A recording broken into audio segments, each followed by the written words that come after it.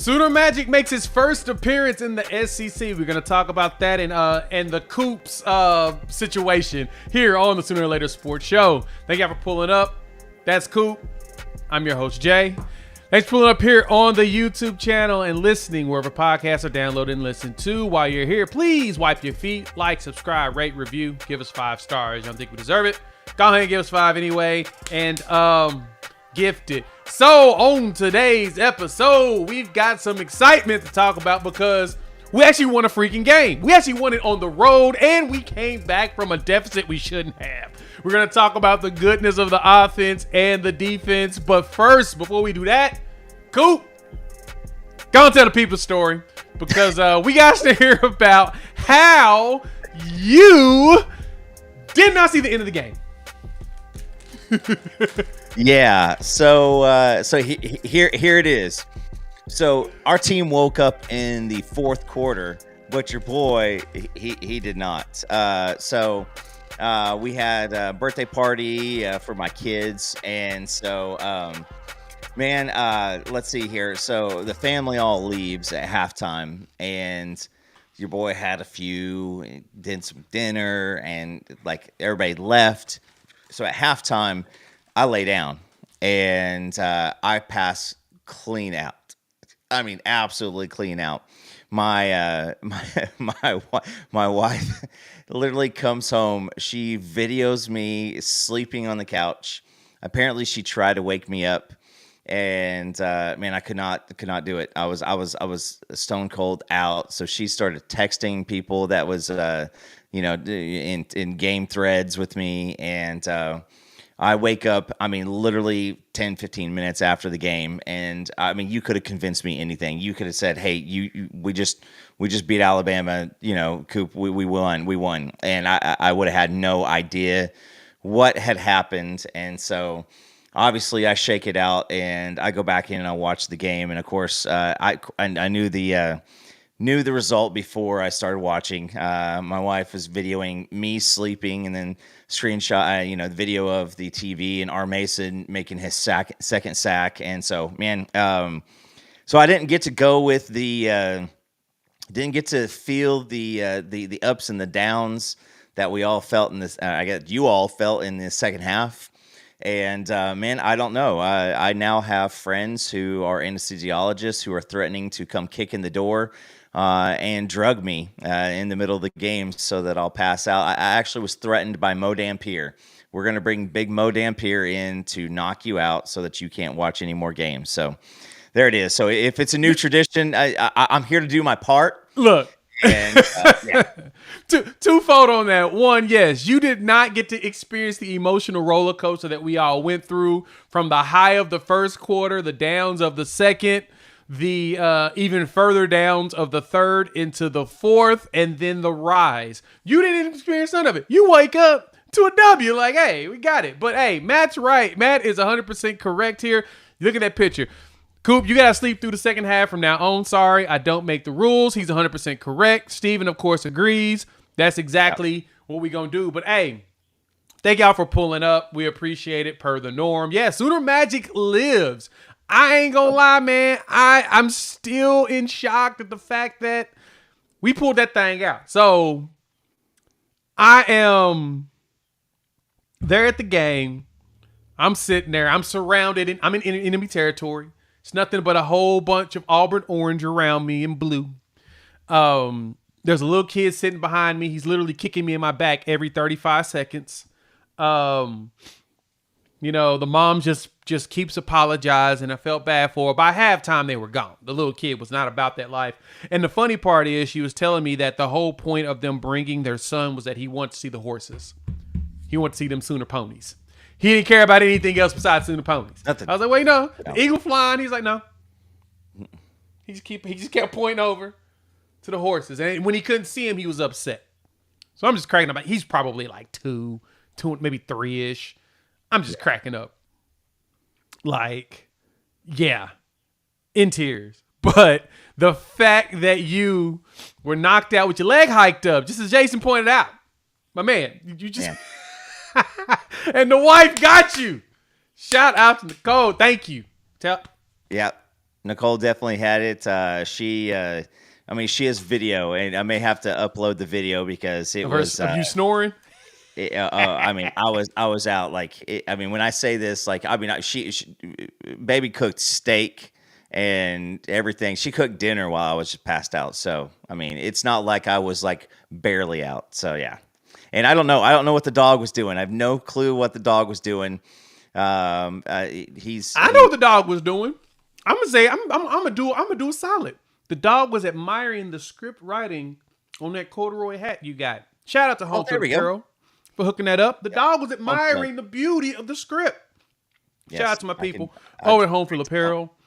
We'll get an affiliate code soon, so keep your eyes out. But anyway, let's talk ball, right? Open the first 6 minutes of Coop's escapades, because that still is hilarious to me that this dude was knocked out like that. Mike Tyson got me. Bruh, that bourbon got your boy down. Which I understand. That game, man, I've been drinking more if I could have. It was so if you were a part of the visitors and you season ticket holders and you got the ticket allotment and you won, the seats were literally all 22 of you. But then I realized that Auburn fans had gave up on their team already, so I hopped online to see what SeatGeek had. I ended up being like 10 rows back for like $60 a ticket. It was totally worth it. I was like, yeah, I'm moving down. Really? Yeah, it's totally worth it. 100% worth it. Went ahead, just moved down, and I'm just sitting up there like, I went from all 22 view to a good view of watching destruction. But we started the game off right. Cool. Michael Hawkins gets us the big 48-yard touchdown run. Let's start there. Let's start about how did you feel about the game plan and the execution? Because I'll say this quickly. I noticed and could tell that because of the injury situation we're dealing with, 5 dudes down at wide receiver, we had to go a little bit more conservative in the wide receiver room and get everybody in the groove. Yeah. We had some plays that looked really good. We also had some where it looked like folks were lost.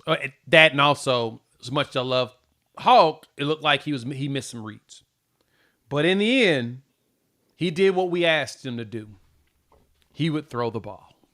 Yeah. And it felt good that he actually would throw it or he scrambled. Like I said, he scrambled, got the 48-yard touchdown to start the game, had us all high. Run game, we'll talk about that in a minute. But Coop, how'd you feel about the game plan overall to start? I mean, you know, right from the get-go, it looked like we went a little bit more towards, hey, this is what we can do, this is what we will do.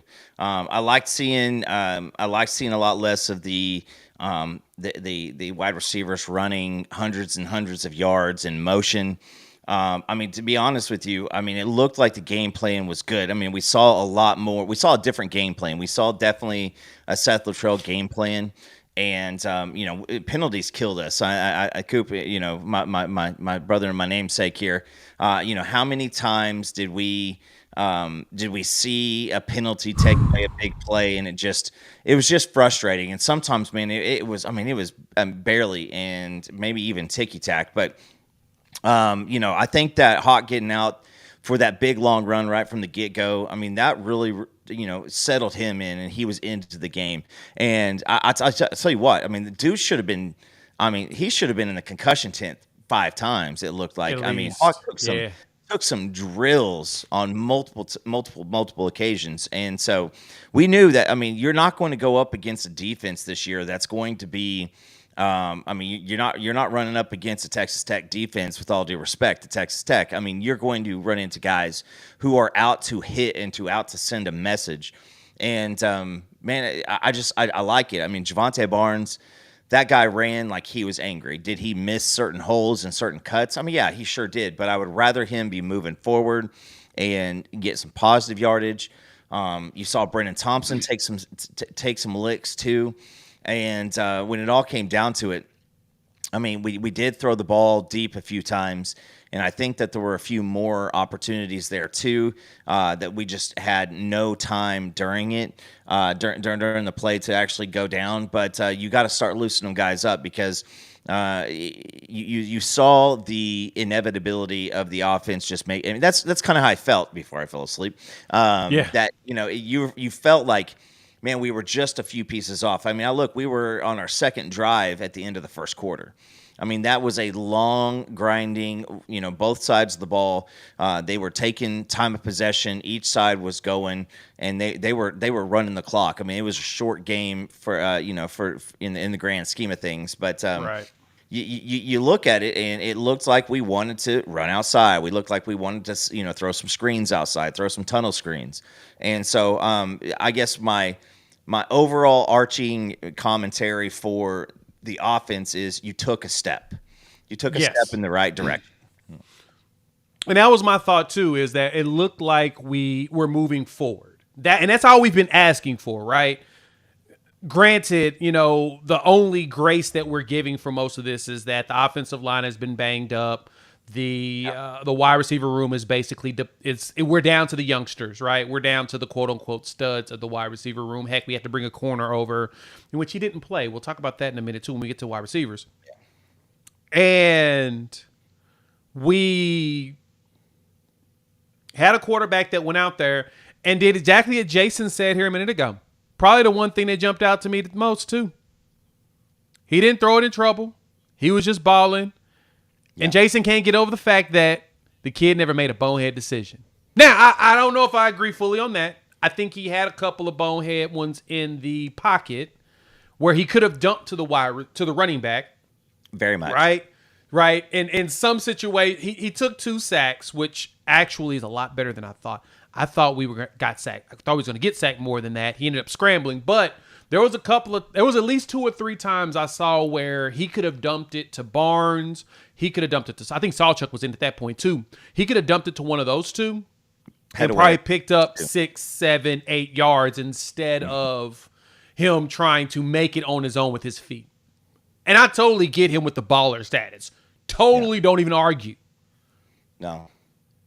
But I would have wished he would have gone ahead and thrown the ball to the backs. Sometimes it's okay to check down. But overall, like you said, overarching, we moved forward. We didn't turn the ball over. Shout out to him. Even as a runner like he went out there fumbling. We did cause a fumble. I'm just sad that we didn't recover it. Because that was a dang good hit on Peyton Thorne, but we'll get on defense a little bit later. But back to the run game. You're right. Barnes ran angry. Yes. Barnes also wasn't cutting back. And that's kind of the thing that was getting me. It's like, come on, Barnes. I've seen him come up to the line, turn his eyes and cut the opposite direction. I've seen him do it so many times. I don't know what it was about this season so far. Maybe it's still him trusting himself because of coming from that foot surgery or injury or whatnot. Coop, that's the one thing I don't get. But overall, the run blocking, the passing blocking was pretty solid for the most part. Was really good. It was actually solid for the most part. I won't give it good yet, but I'm gonna give it solid. I mean, I respect that you would give it good. I still say solid overall, but we had pockets. Like he could sit there and throw it, and I think that's where the experience comes in. Will help him long term. Yeah, I mean, so you're playing in the SEC, like they're going to get home. This Auburn defense, they're not bad. This is these are strong guys. These are guys who line up and brush 300, on average across the line. And then, again, when you haven't proven that you're going to use the entire field, you're going to see situations to where you're going to have a loaded box pretty often. And I got to say that, the thing I'm absolutely most excited is through 3 games, we saw no communication between the quarterback and the offensive line and the offensive linemen amongst themselves. But you saw guys pointing things out. And I said, I don't care if you tell the defensive line what exactly is happening, because you still got to block and they still got to get off that block. And there were multiple times that I saw Hawk run up on the offensive line, start pointing things out, and I saw the offensive line communicating back and forth. And so, again, it's yes, you at this point you go, we went on the road to a perceived, environment that was going to be trouble. You saw Hugh Freeze kind of go right between, kind of 50-50 with that. Like I said, I thought that he might, with self-control, just say, hey, listen, we're going to be super calculated on when we take our shots and when we don't. And these guys, this offensive line knew that they were going to be heavy in the box every single down. And so I like the communication. It was absolutely just stellar just watching the communication, because now you can take a lot of film from the offensive side, and you can go, all right, so here's where we have this, here's where we have that, here's where we have this. And it doesn't matter who Auburn is. That was the game we played this week, and we succeeded. Yeah. And whatever it is at the end of the game, if Sooners have bigger points than Auburn, we got more points than the other teams. That's all that matters. That's what the goal is. And so, right. So yeah, I love seeing that from the offense. Like you said, Jay, I think there's a lot of times, I saw a couple times where Petaway ran that, where he came back across the formation, and he ran out like to maybe draw eyes, and he had a good 11, 12 yards of cushion between him and the next guy. And I think that I'd like to see Hawk at least take one of those to let them know that that's going to happen. I saw Barnes do it a couple times. I saw Sawchuk do it. And so there was a lot. But, you go into that game, freaking depleted, depending on a freshman who gets the first start on the road in the SEC to win a game in 100 years. Something like that. First true freshman to start their first game on the road. Everything that comes with it, right? There's so much to it, but yes. 100 years. So, if that tells you anything, that's not an easy thing to do. And so, as far as the offense goes, you continue to take steps. You hope that, now we got the bye week. You hope you continue to see some guys healthy. Oh gosh, we needed this. We needed the breather. This is just. I've never. When you say that we limping into the bye week, that cannot be understated at all. Yeah, right. So you hope the recovery team gets together and whatever needs to happen. Look, man, this is great. Bubble wrap all week. Put them in bubble wrap. Tell them you got class and practice. And all we're going to do is watch film, and we're going to chill. We're going to have the massage guns going.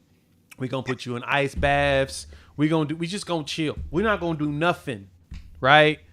Tell your wives, tell your girlfriends, tell your significant others that you can't hang out with them this week because you need to be doing nothing but recover. I need you to go to bed early. You need to wake up, get your 10 hours of sleep, do everything possible to let your bodies heal, man. We just need it. But anyway, we're starting to see Emmett Jones and why we always have been trying to give him raises, right? He keeps bringing in talent. Now we need this talent to start showing up. And Coop, I know a few people disagree with me. My guy John over at Locked On Sooners will talk about that later on. You'll see that episode tomorrow. Me and him's going to talk about it too. But he was in 100% disagreement with me on this. Coop actually was not. Coop was like, okay, we'll see if it happens. All I've been saying is give J.J. Hester another chance. What did we get out of this chance that I asked for J.J. Hester, guys? We got 3 catches for 86 yards. And that big, beautiful 60-yarder. Because the beautiful part about that 60-yarder was the ball flew for like 56 of it, right? And Hester, and it was in stride. It was against Auburn's best corner. He literally was just like, boosh, boosh, boosh, waka. And then, hold a second. You look underneath this. Hold up. I got to make sure there ain't no microphones around here. his knee was down. We got lucky on that one. He grazed grass, and he just couldn't figure out how to call it off. Like, that's the craziest part. So we got blessed. Sooner Magic kicked in. As somebody mentioned in here, all we've been hearing was about Jordan Her, or whatever it's called, and how cursed the place is. And the beautiful part is what? Sooner Magic prevailed. Coop. Yeah, with the dub. Hester, Brennan. Bauer Sharp had a very nice one that was negated because Jake Roberts did not want to actually run a route. I'm a little perturbed by that, I'm going to be honest. I mean, you see so many of these, and there are a lot worse calls. I think that just where it was called, it happened right in front of him. And, I mean, let's be honest. Maybe it was like, hey, there's got to be a reason why this big explosive play just happened for the Sooners on offense.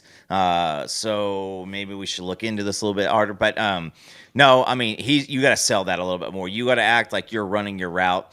You can't, break down. And I think that was the biggest part is Jake Roberts broke down right in front of the defensive back. And so, yeah, I mean, there was another play a little bit later in the game also where Hawks scrambled out to the right and then found Sharp. And so, I mean, Bauer Sharp should have had himself 100+ receiving yards. Yeah, he really should have. And so, I mean, yeah, listen. If you ain't going to block a damn thing, you might as well get out there and catch some routes because. Hey, shockingly, this is his best job of blocking this week too. That was his best one this season. Exactly. Shout out to Bauer Sharp. Get better. You got to continue to get better. That's the thing about it is with this offense, and when you're this young, you've got to take steps, and it's going to be baby steps. And here's the thing, Jay, is I don't want to get right into the defense right yet, but this offense had to do something at this point. Because your defense is not going to show out and give you an A+ performance every single day. It's not going to happen. And everybody's like, man, maybe this defense isn't that good. You walked into a road game, your first SEC road game, and you allowed 21 points. You had goal line stands. You had a pick six. Like, guys, the defense was not given any help by the offense for 3 quarters. And so the offense, again, this is where the difference in not turning the ball over really made a huge difference because I don't think the defense had it this weekend to be able to sit out there and, to absorb, a turnover here, a turnover there. Like, they did their job to the best of their ability on the road against some game time guys. I mean, Auburn's offense isn't bad. Auburn's offense has a turnover issue. Yeah. And if you guys don't forget this, is early in the game, there were multiple times where I think that Kobe McKenzie had a pick hit him right in the chest. There was, I think one of the first drive, either the first drive or the second drive for Auburn's offense. I think Des Malone dove for an interception and barely missed it, or maybe it was Kobe. No, it was Des. They caught the ball. He should have, if he would have not slipped, I think he would have got the pick. So there were opportunities early for turnovers, but when it all comes down to it is this offense, by not turning the ball over, you 100% allowed your defense some grace. And that was big. And so, again, it's baby steps. How do you take the step into this next week? Do you go back in? Do you watch film? Do you do some walkthroughs? And, hopefully Taylor Tatum gets back with the concussion situation. We know Deion Burks, it was mentioned as a soft tissue injury. The whispers out there that it is a deep thigh bruise. So right now I'm hearing 50-50 for Texas. And you got to think that if you are capable of playing, you watch that and you go, all right, I'm in. I'm in with this. Exactly. And that's the thing. We're hoping that Burks comes back, that gets you another weapon. That gets you somebody that knows how to open up plays for others, right? Like you said, Petaway did a great job of it. I think the critique, if I was to give any in this game, and the things I would like to see Hawkins do better with, and you pointed this out earlier, which is perfect. I want him to start hitting some of those deep curls because they were open, Yeah. right? I saw some keep deep curls, some outs. Basically what Auburn was doing to us, do that to everyone else. Hit them on some of the short stuff, get some check downs, and then when they start coming up, you got a 6'4" dude that runs a 4.4 40 that you realize, oh, if I launch that thing, he gonna catch it. He ran right underneath it beautiful. It was the perfect dime just right in the bucket. And it was over the shoulder, so J.J. Hester didn't. It was like the touchdown he dropped. He missed first game of the year. He literally just came just like this, boom, wow, and he brought it in, and he knew he was about to get tackled. He tucked that bad boy and first down. Could have been a touchdown, but that was Auburn's best corner, so I knew that he would recover, but he couldn't keep up with Hester at all. That was the beauty of it. And so, yeah, no, you're spot on. We've got some things to work on and fix, and we'll get there. I'm not even mad. I don't, I know that this team is doing what they need to do to get better week over week. And as you said, Coop, the best thing that has been said today is we just need you to keep moving forward. Better, better, never best. And we did that. Thank y'all for pulling up. Hit that like button. If you're new to the channel, subscribe, rate, review, give us the 5. Wipe your feet, Coop. Coop. It's probably the worst game by the defense. But they showed up in the second half. Just the way we did. Thorne did not get up very many numbers in the second half like he did first. Shout out to Gus Malzahn. I'm gonna say this. I'm sorry, not Gus. To Hugh Freeze, because Hugh Freeze does a really good job of doing the misdirection. I forgot Gus doesn't work there anymore. Gus is at UCF. They played Colorado this week, which was actually a pretty good game. I'm actually surprised that they screwed up the opportunity to beat them, but I digress. Hugh Freeze does a really good job of picking apart defenses. That's the one thing he's known for, his offense, the way he can do that. Hence why he was hired at Auburn was because he beat Saban while at Ole Miss by specifically doing that, picking apart the Saban defense. The best part for us in that game was the second half. They weren't that good. Now they got that deep touchdown to put them up 21-10, and that's on us. We are very susceptible to the deep ball. Very. And it's not the secondary's bad. It's that I've noticed that we're very aggressive. And sometimes our corners are a little too confident when going against really fast wide receivers. I don't have an issue with the way that we do that, but if we're going to be that confident, quote unquote cocky, we need to be stopping them short routes that's coming in front of us. Why are we not picking off those and taking those to the house? We know they're coming. Teams are prepared for us on that. We should be able to run up and immediately snatch that thing and run it back. Should be there. But overall, we didn't give up a 100-yard rusher. We didn't give up a 100-yard receiver. They spread the ball around, and they had to. And that's what Hugh Freeze does. Coop, when you saw the defense, we'll get into the good stuff at the end. We got to talk about, we're going to do the hamburger. We've already got good. We're going to get some of this bad in the middle. We'll close it with some good. What did you see in the defense, man? What you want to see needs to improve? So what happens is when you are aggressive with our safeties are aggressive. Robert Spears Jennings and Billy Bowman are they're playmakers. They love coming up. They love thumping guys on the run. They love supporting the run. And the first touchdown, I think Robert Spears Jennings, he got way too far up. And Billy was, from what I'm understanding and from what it looked like on the sideline, is Billy had the run support at that point, and they had been running a little bit of the counter, and I think Robert Spears Jennings saw the formation, and so he came up, and I think that whether it's Dez or Kai. You absolutely have to understand that you can't get beat deep, and so on the first touchdown, they absolutely that's what it is. Is he expected somebody back there? I don't think a safety is going to save that touchdown. I think that he may cause some footsteps, but all in all, you're not gonna prevent that touchdown. And so that was the first one. Woody Washington continues to play too far off the receiver. He doesn't fight through traffic the way he's supposed to. And I think on multiple times I saw Woody Washington, which I don't think that we saw Woody in the second half. I think that Eli Bowen came in and relieved Woody of his duties. And Woody gave up a couple of big plays, and he was actually pretty toasted on another one that there was miscommunication between the wide receiver and Peyton Thorne.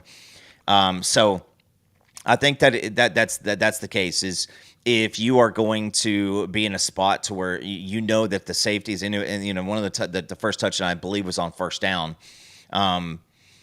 You got to understand that the safeties are aggressive, and you can't give it up deep, and so you got to get back out there and you got to run. So, man, I just I said it before the year started. I didn't think Woody Washington had a place on this team anymore. I think that he was pressed into duty with Gentry being hurt, and now with Jacoby moving over on the offensive side of the ball, I'm really, really excited to see Eli Bowen. You saw more Eli, you saw more Peyton, you saw Omasigo playing some good ball. You saw Boganowski in there quite a bit too, at the cheetah spot. And so, I just think that, I appreciate everything Woody's done. And, but when he's running, across the field and he's tracking down a receiver, I think that he needs to grind a little bit more, and he needs to strain more. He needs to stay in the hip.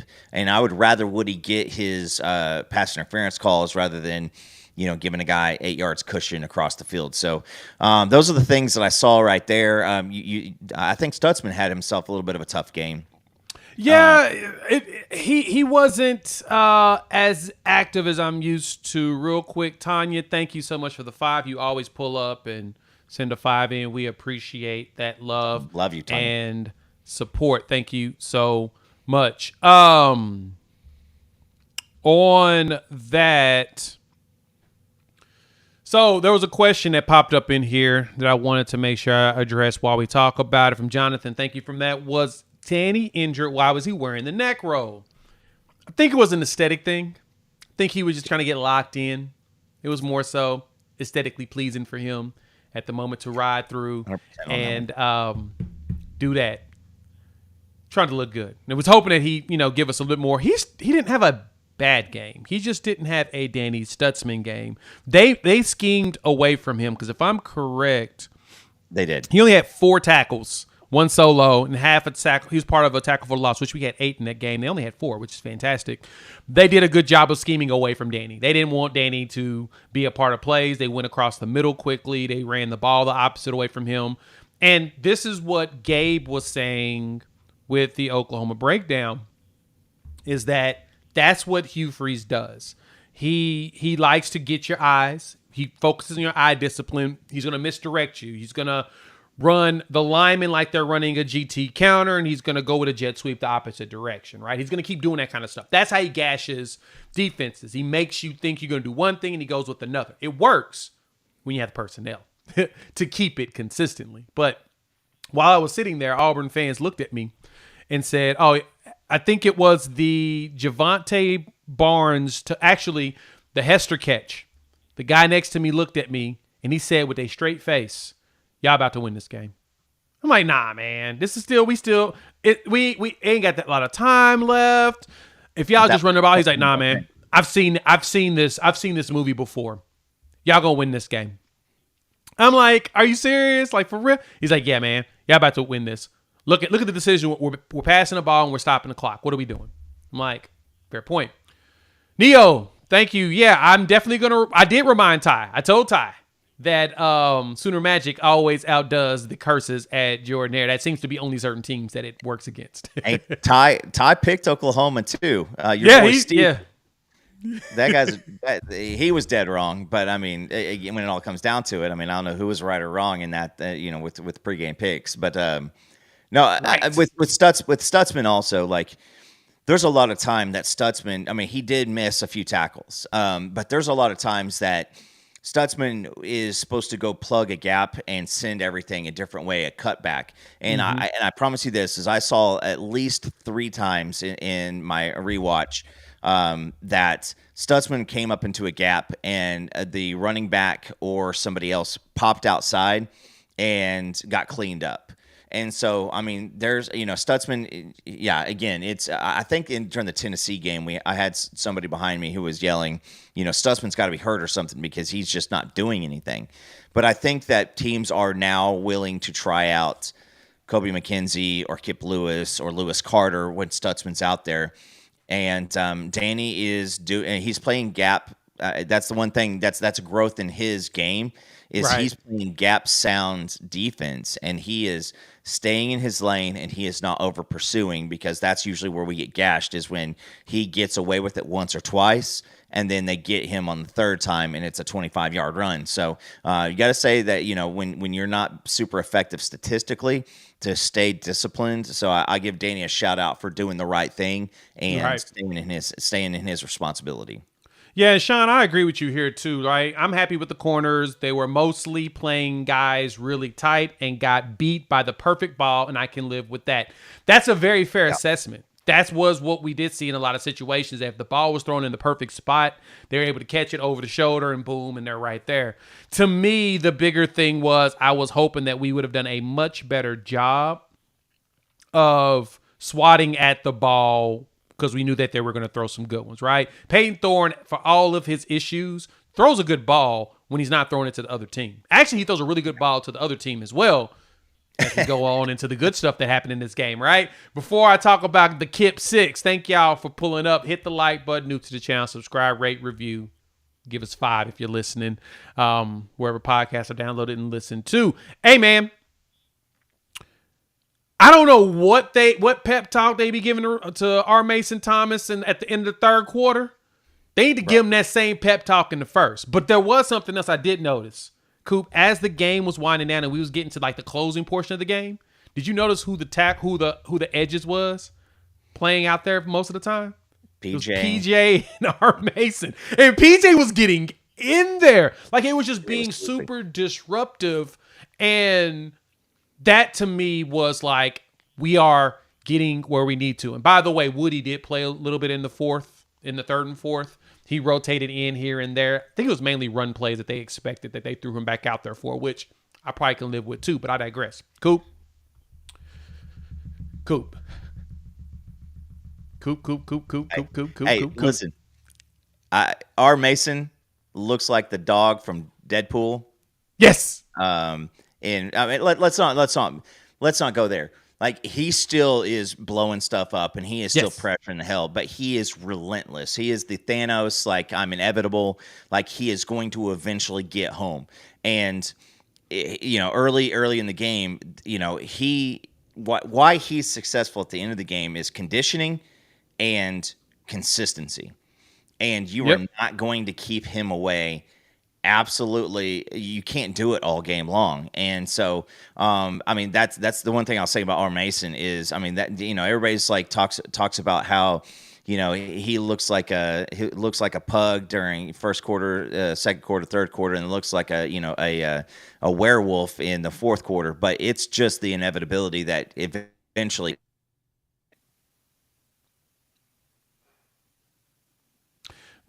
The law firm of R. Mason and Thomas showed up when we needed him to show up. Shout out to him, man. Look, and you're right, Coop. And that leads perfectly into the Kip 6, right? So some people were wondering because first off, as I was stating, I was sitting there and the Auburn fans were telling me, no, we're going to give it to you. Don't worry. Our quarterback likes giving other teams the ball. So I'm just cracking up at that. That's literally all they kept saying. No, he likes giving the ball away. We got the fumble. We caused the fumble, and then they landed on it, which was kind of upsetting that they ended up getting the first down because of it, but whatevs. But what was funny was, so in that Kip 6, that play was by design. They baited Peyton Thorne to throw that slant, right? You could tell because we pushed everybody up to make it look like we were going to blitz. And by doing that, we created fake pressure like artificial pressure, as they would say, on that outside, on that, I think it was on that right tackle. So when R. Mason was running at the quarterback, he felt the pressure, but he thought he was getting that pressure because we were blitzing. So, of course, the first look is, boom, you get rid of the ball because there's an edge about to hit you, and that's the play. You could tell that they had synced that before in these situations and was ready for it, because as soon as they hiked, Kip and them drop back. Kip stumbles, jumps, gets that bad boy, tips it, takes it to the crib. He almost lost his ass, and that's almost lost it. That's one of the best pieces because I think they delayed so much on that whole entire play that he came in, he came out, he came back in, then he bailed out, and you gotta give it up. For a linebacker to catch a pretty solid pass after stumbling, maybe Kip needs to play a little wide receiver. You know what I'm saying? You just put him out there for as a tight end, but no, let's not do that. Actually, let's keep him right where he's at. But you had the kick six, now you got the Kip six. If you're an Auburn fan, you got the Kip six, right? And that you had the kick six and the Kip six, and it was perfect that they did that play design that late in preparation, right? You could see that Alley started to turn it up. So like Caden Woolard was getting hella pressure. Right, like I know that PFF was showing him some love. He was when he got in there. Yeah, he batted the ball down, got the tackle, he got an assist. He was getting a hurry. He was out there. He almost had a sack on two different occasions, and I don't know if Jay's in here tonight, but I was texting Jay back, his dad, back and forth, and he's like, it's close, it's so close, it's so close. There were multiple times that Caden was in there. Caden was very disruptive tonight. Yep, and there was one thing I noticed too about the way that we tackle. I tweeted it out too, and I guess someone mentioned it about the way Trace Ford. I guess Teddy and them talked about it in the Weeds video. I missed the one that Tennessee when they went through. I need to go watch it. But the one thing I had noticed about the way that we're tackling is that everything we swipe down when we wrap, right? It's all a swipe down wrap. It's not like a grab or do anything like that. It's a down grab every time we try to tackle, which is what leads to those fumbles, right? And the ball's getting slapped straight down, potential for I was impressed with that. Then you had Zach Alley turn up the pressure on that safety blitz by Robert Spears-Jennings. And then, of course, the crazy part about R. Mason Thomas's the second sack he got, the one where he basically Perrion Winfrey'd the kid. We had a 3-3-5 going, and we only rushed 3 people. Like, their offensive line basically quit on that play. Yeah, both G-Baby is the other party in that backfield. Yep. And it's what pushed him back on because R. Mason went past Thorne and G-Baby pushed him back up, and that's when he lit into him. If you're Peyton Thorne, I'm just saying, like, looking at his face multiple times, after anything he did incorrect,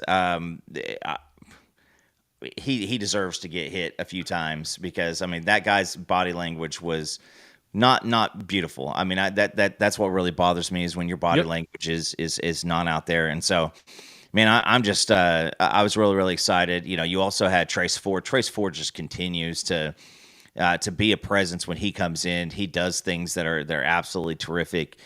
He's asked to coverage the running back. Jaquez Hunter, that is a dude. He was the leading returning rusher in the SEC. And, it's one of those situations where you wonder, why Hugh Freeze didn't feed him more because I think you need to feed that guy. That guy needs to carry the ball 35 times. And if you can carry the ball 35 times with him, you put yourself in a very, very good position. Right. He got 17 carries in the game. Thorne got 17. Damari Alston got 7 carries. Sam Jackson, the 5th guy. I guess I don't know whose kid that is, but he got 2 carries. But yeah, they only gave him the ball 17 times, and we made Thorne run the ball 17 times, and he had like 1.4 yards per carry for Thorne, but Hunter averaged 5.7. We didn't give up 100 yards to him, but like you said, and that's literally what the Auburn fans told me while I was sitting there talking to them. They were like, hey, because I'm looking at this, I'm like, why is Hugh Freeze letting Thorne throw this ball? He's like, this is why we lose games like this. This is why we're going to lose this game. And the one group of them, as soon as we scored a touchdown, they're like, all right, I'm out. Y'all going to win this game. I'm like, y'all for real? He's like, yeah, I'm gone. This The play dude, calling is obviously gonna backfire, and that's what it is. he was averaging 7 some odd yards a carry coming into this game. He did. And We got I him mean, under. you got to think that.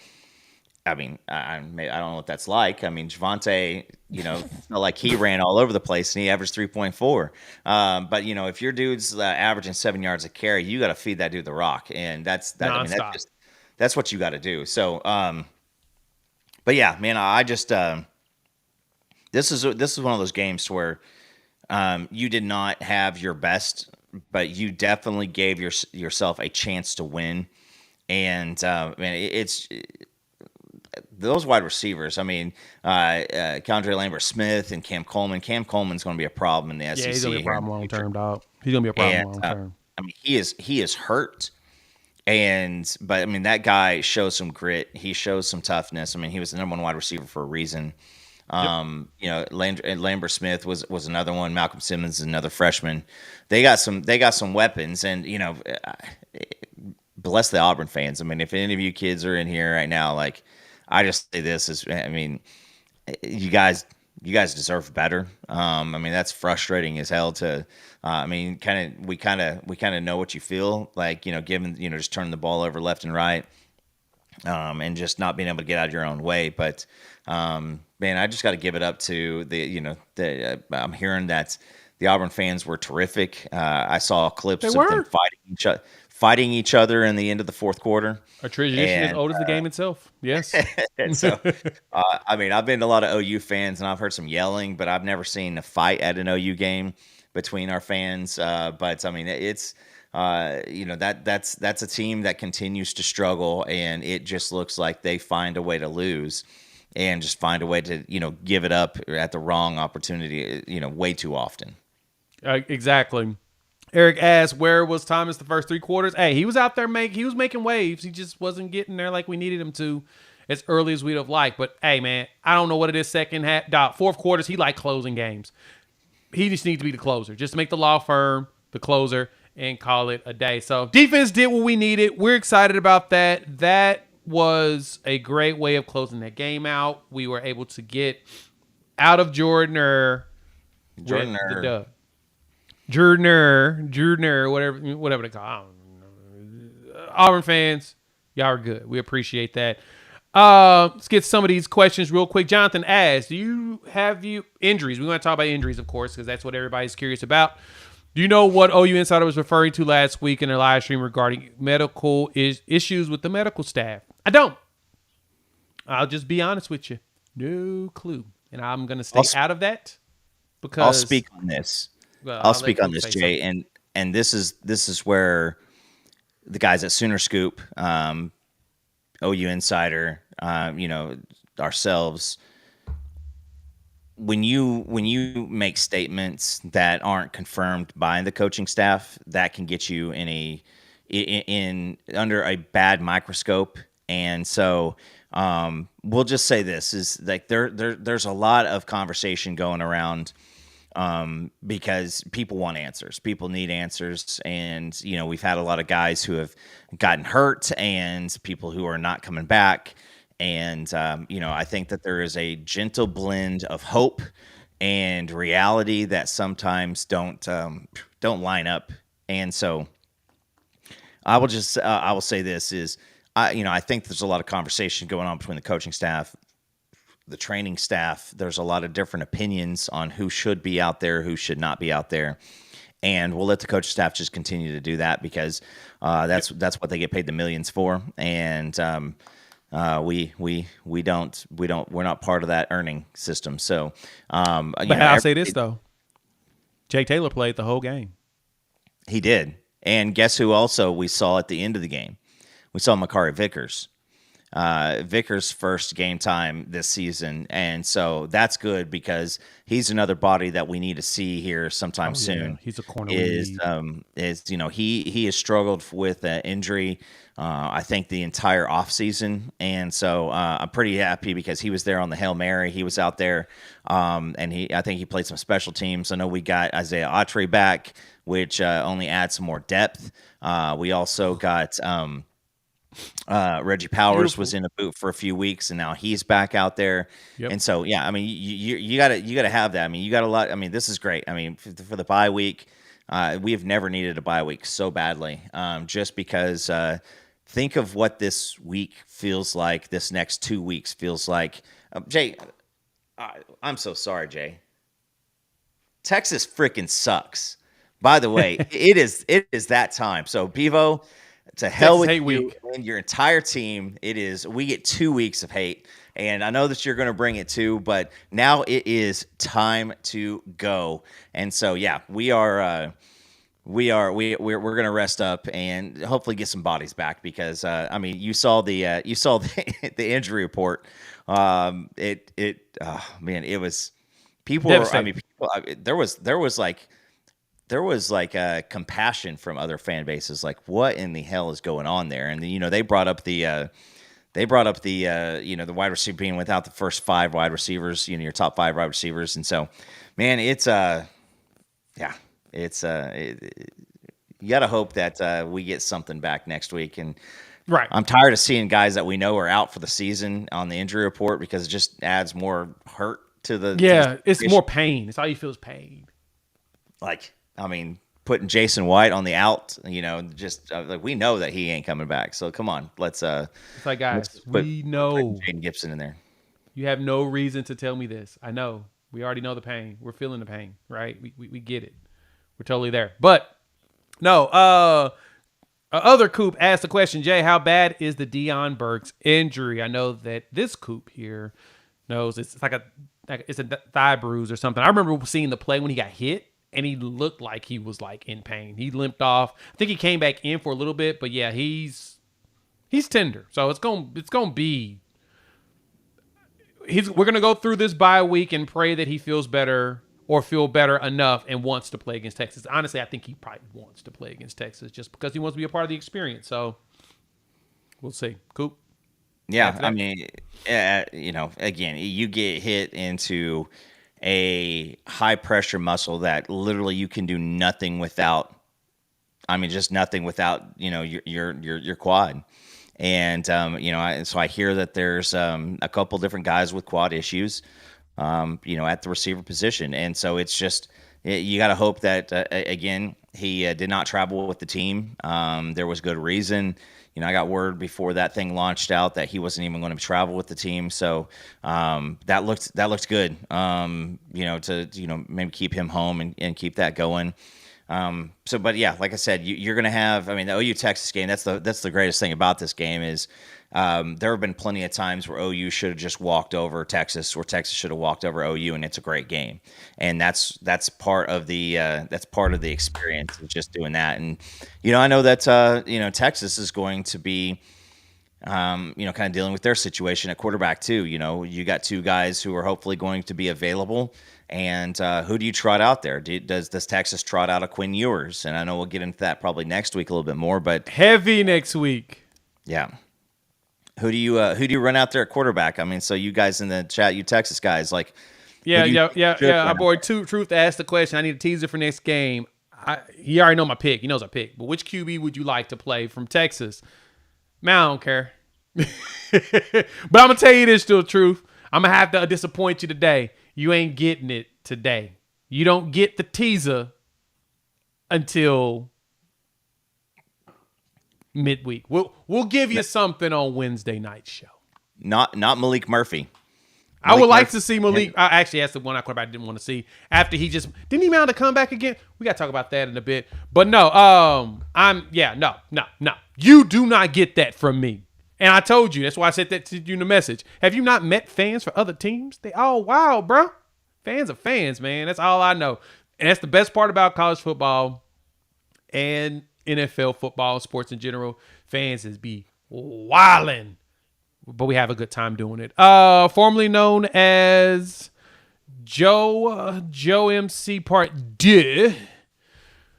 Who's going to be back for Texas? Any of the injured wide receivers? I'm gonna keep it a buck, man. Don't expect any of them, but potentially Burks next week, right?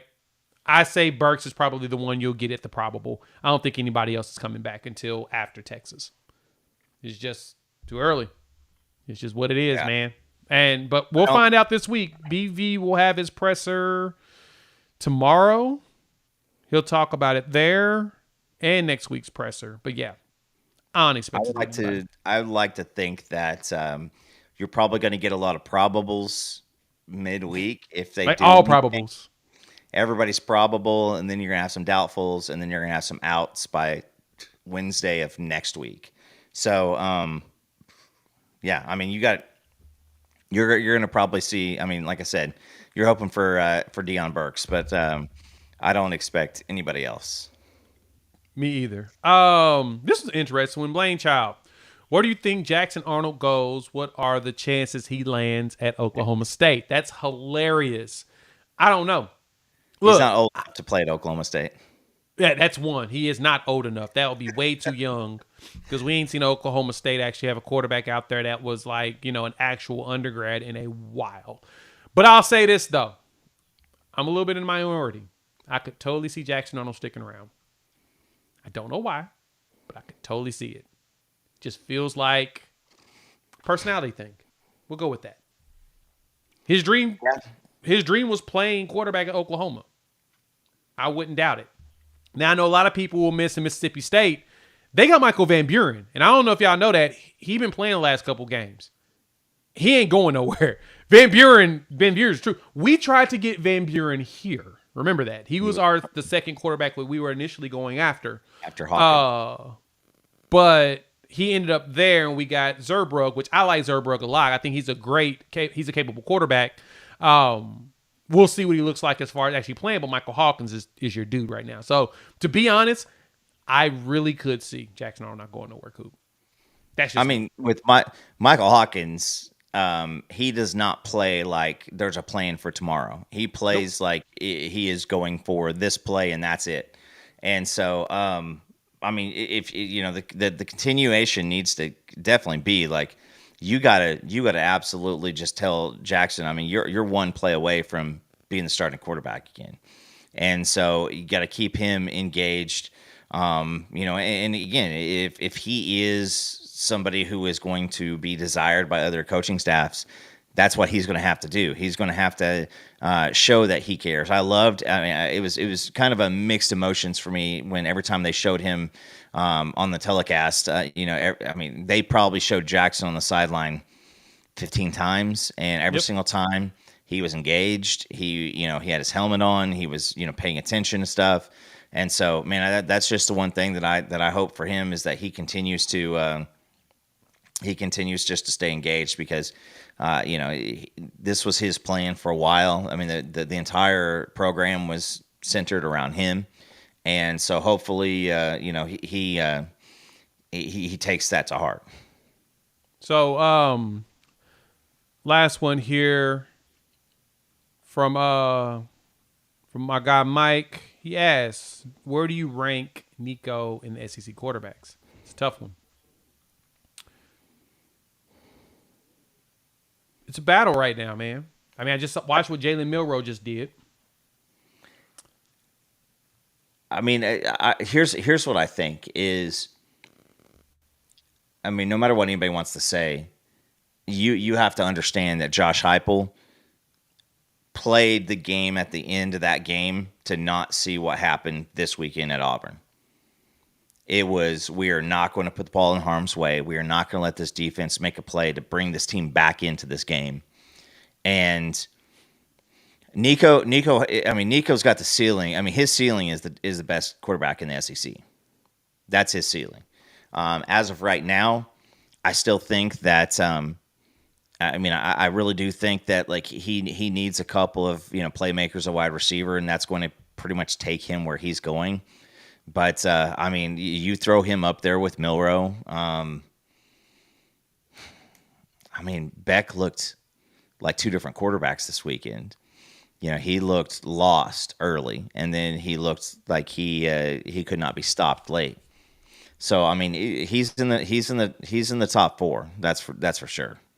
He's easily top four. I think he's still young. Still think there's a lot that needs to be worked out for him. I think Milroe's the best quarterback in the conference, personally.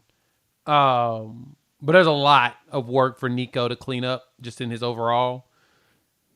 But he's young, so I do think he's at least top 5 in the conference. I just don't know where in the top 5 right now.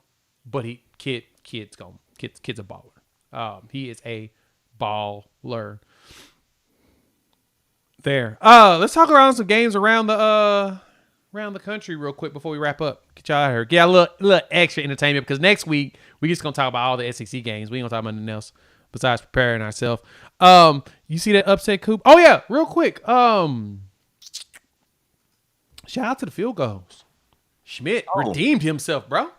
No. Shout out to the special teams. I kid you not. Elzinga needs to. I mean, he right now is the MVP of this team, and he is the absolute MVP of this team right now. He's helping the defense so much. I mean, like you go.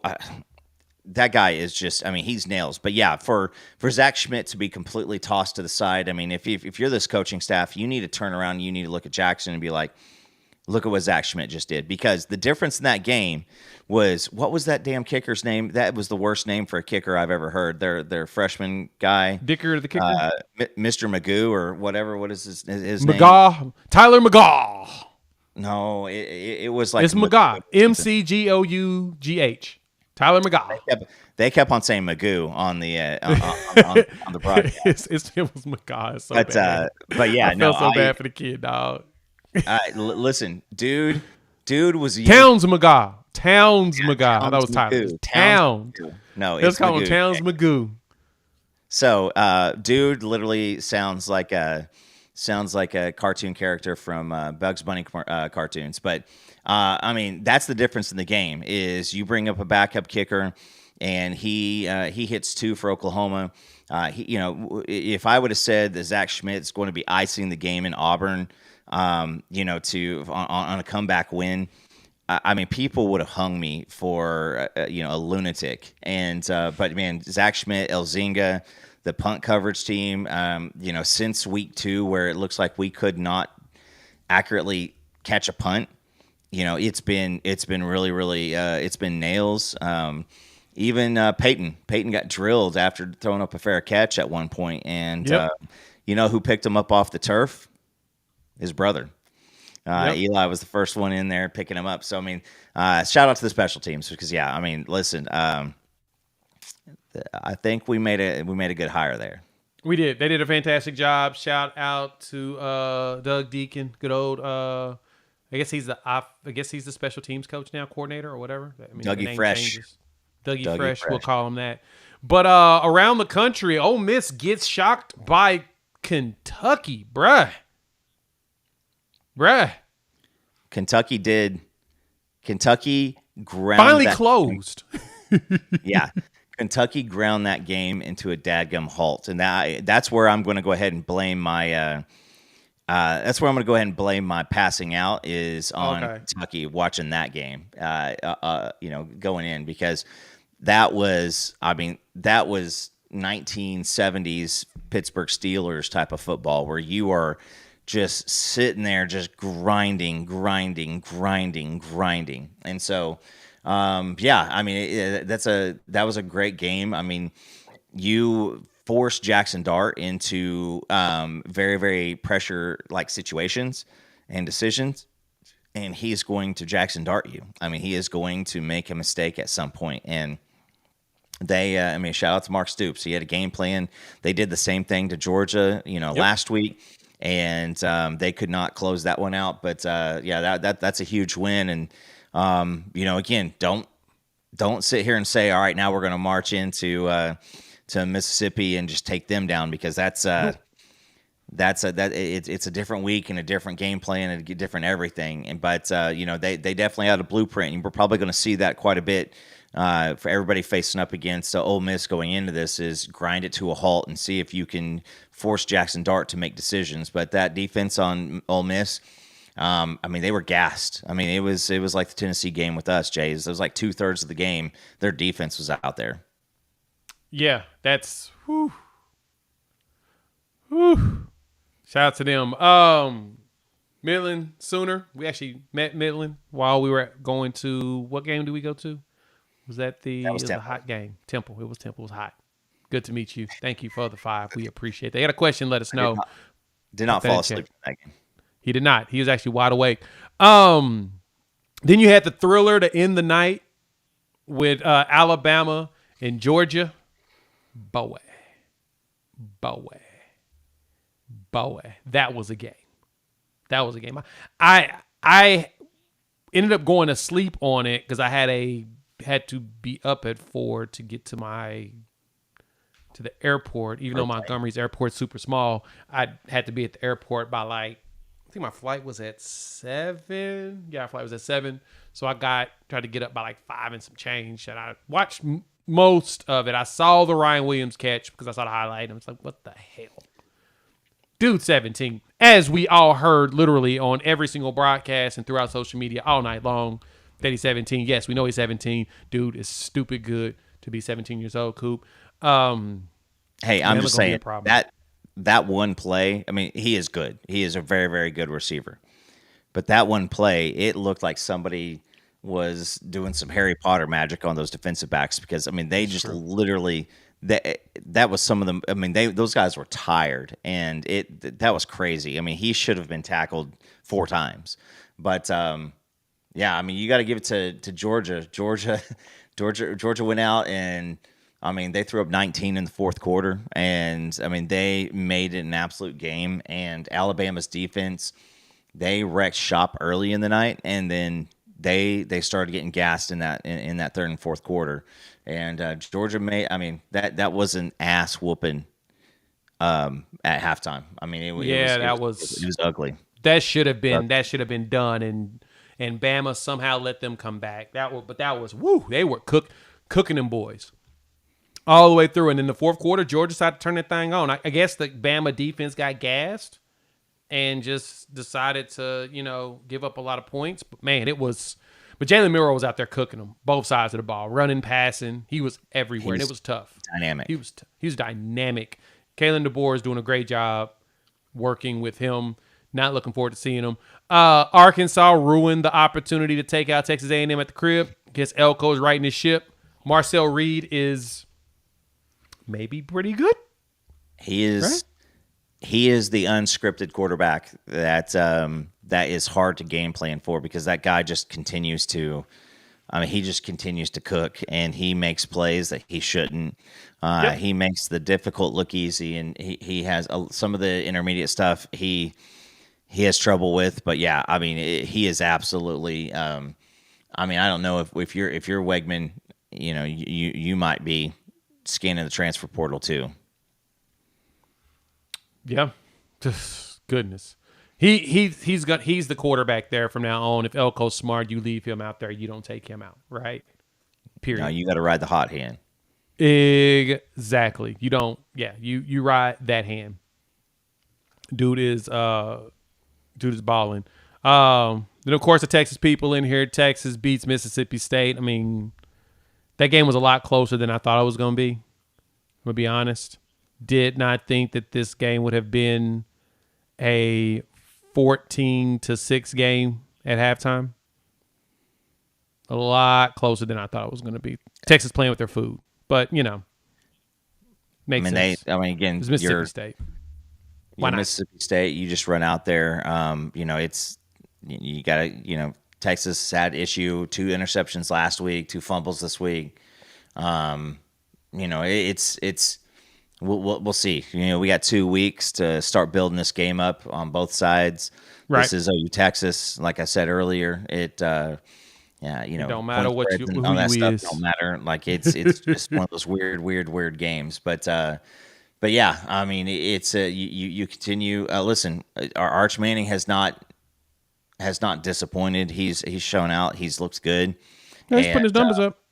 And so he's getting him out there. I think he had over 300 yards passing again this week. And so, yeah, I mean, it's yeah. I mean, like I said, Jason said it right. It's you actually have a team with a pulse on defense coming up. I mean, you guys, Texas took it to Michigan, and now Michigan has decided that you know what, screw this throwing thing. Let's just run the ball. And the thing they should have done from the beginning. Yes, that is very true. Literally their entire offense. Another game that Arizona, Utah. Arizona. I don't even want to talk about it. I'm tired of Arizona hurting me. I'm good. I don't even want to talk about them. Arizona is a very, very schizophrenic team. And yes, they are.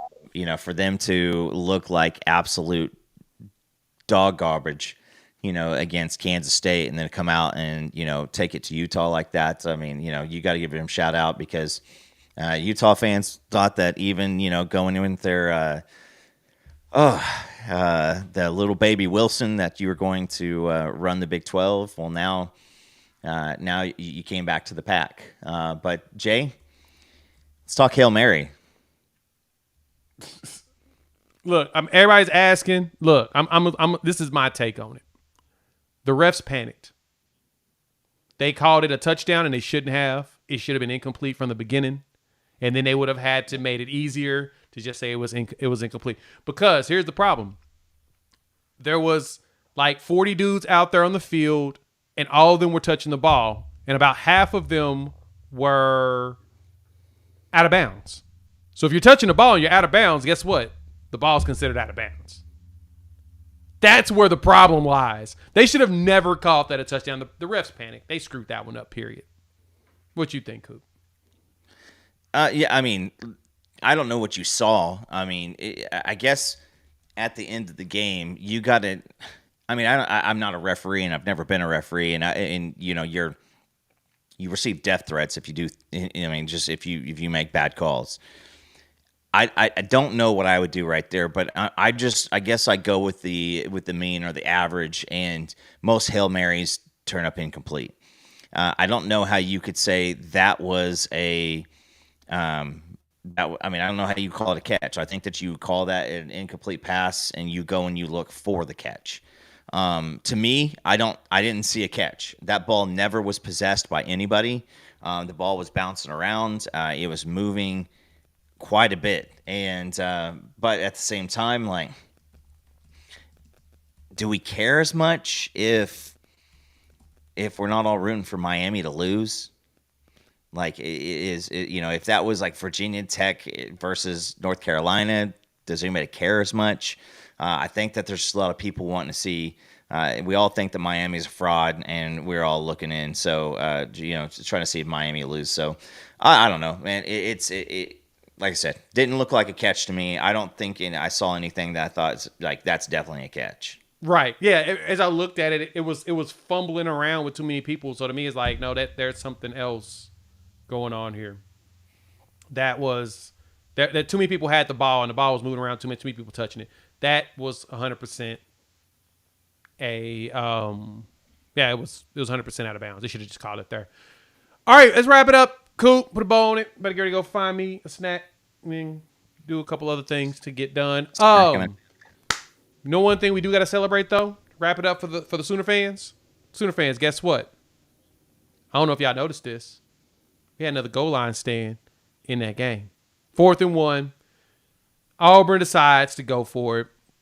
I look at the Auburn guy. He looks at me. He's like, it's only 1 yard. If you can't get 1 yard, you deserve to lose. And I think that was the moment that they kind of wrote in stone, in blood, that they were going to lose that game. Because I looked at him and I said, hey, man, sometimes you need to take the points. And he's like, no. If you can't get 1 yard, you deserve to lose. I'm like, look, man, people try us all the time. There's a reason why they don't work. What happened? We stopped him. And he looked at me. I was like, hey, man, I tried to tell you. This is what we do. If there's one thing this team takes in pride, is those goal line stands. And when I saw that, I'm just like, here's what I go with is, you saw it at Texas, and you see it here. You've seen it 3 or 4 times. When there is a goal line opportunity, it seems like teams want to come in and run some variety of their base offense, and you need new players, new chemistry, and new successes to be successful. I mean, right. Bringing in Sweat, last year, by Texas. This week, bringing in the backup quarterback a couple times. Like, I mean, I just, if I were another team, I would stay with what I know. I mean, you look at the Philadelphia Eagles. they run the tush push. They did it today. They got it at the 2-yard line. They run the tush push. They run it again. They get a first down. They get a touchdown. They run what that base concept of what they do in that time. They didn't play cute. They didn't get creative. They just ran it. And teams don't want to do that. And I think that when you have safeties like Bowman and RSJ, and you have Danny Stutzman and Kip Lewis and Kobe McKenzie, you got guys who are looking to shoot a gap and destroy something. And the defensive line now is no longer playing 2 yards behind the line of scrimmage. They're not getting pushed back 2 yards. And so, the defensive line will stalemate or push back at less. And you have free lanes for the safeties and the linebackers. And anytime that you do that, you absolutely have to.